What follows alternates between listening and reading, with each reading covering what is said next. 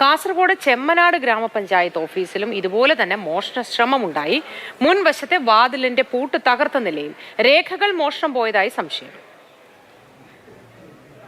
നമ്മുടെ ഹെഡ് ക്ലർക്കും പഞ്ചായത്തിന്റെ assistant secretary ഇൻചാർജും ഒന്നിച്ച് ഓഫീസിലേക്ക് വരുന്ന സമയത്ത് ഡോറ് ലോക്ക് ഇല്ലാത്തൊരവസ്ഥയിലുണ്ട്.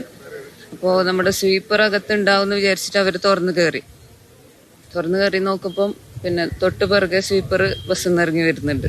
അങ്ങനെയാണ് മനസ്സിലായത്. പിന്നെ സ്വീപ്പറല്ല, ഇതിന് മുമ്പേ പിന്നെ ഓഫീസ് തുറന്ന രീതിയിലുണ്ടെന്ന്. അകത്ത് കയറി നോക്കുമ്പം കുറച്ച് ഷെൽഫെല്ലാം തുറന്നു വെച്ച രീതിയിലും കുറച്ചും കൂടി ഉള്ളിലോട്ട് പോയി നോക്കിയപ്പം നമ്മുടെ ചെസ്റ്റ് പിന്നെ ബാക്കിലുള്ള റെക്കോർഡ് റൂമിന്റെ വശത്തുള്ള റൂമിൽ പിന്നെ താഴെ കിടക്കുന്നുണ്ട്. അന്നേരം വിവരങ്ങളുമായി സാരംഗ് ചേരുന്നു. സാരംഗ്, ഏതെങ്കിലും രേഖകൾ നഷ്ടപ്പെട്ടതായി കണ്ടെത്താൻ കഴിഞ്ഞിട്ടുണ്ടോ? അതോ രേഖകൾ നഷ്ടപ്പെടാൻ അല്ലെങ്കിൽ മോഷ്ടിക്കാനുള്ള ഒരു ശ്രമം മാത്രമേ ഇവിടെ നടന്നുള്ളൂ?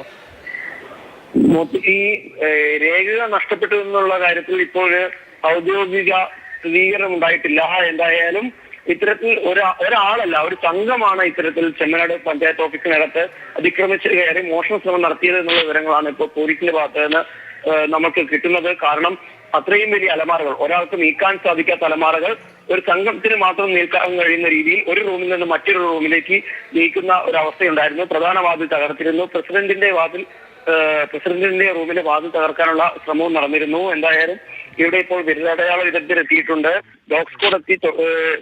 ഡോഗ് സ്ക്വാഡ് തൊട്ടപ്പുറത്തുള്ള പറമ്പിൽ വെച്ച് അവിടെ മണം പിടിച്ച് അവസാനിപ്പിക്കുകയായിരുന്നു. അതുകൊണ്ട് തന്നെ പോലീസിന്റെ നിഗമനം അവിടെ ആണ് വാഹനം, മോഷ്ടാക്കൾ എത്തിയിരുന്ന വാഹനം അവിടെ പാർക്ക് ചെയ്ത് അവിടെ നിന്ന് കടന്നു കളഞ്ഞു എന്നുള്ള ഒരു നിഗമനത്തിലാണ് ഇപ്പോൾ നിലവിൽ പോലീസ് ഉള്ളത്.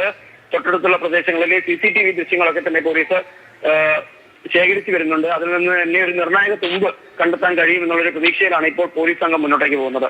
മോദി. ശരി സാരംഗ്.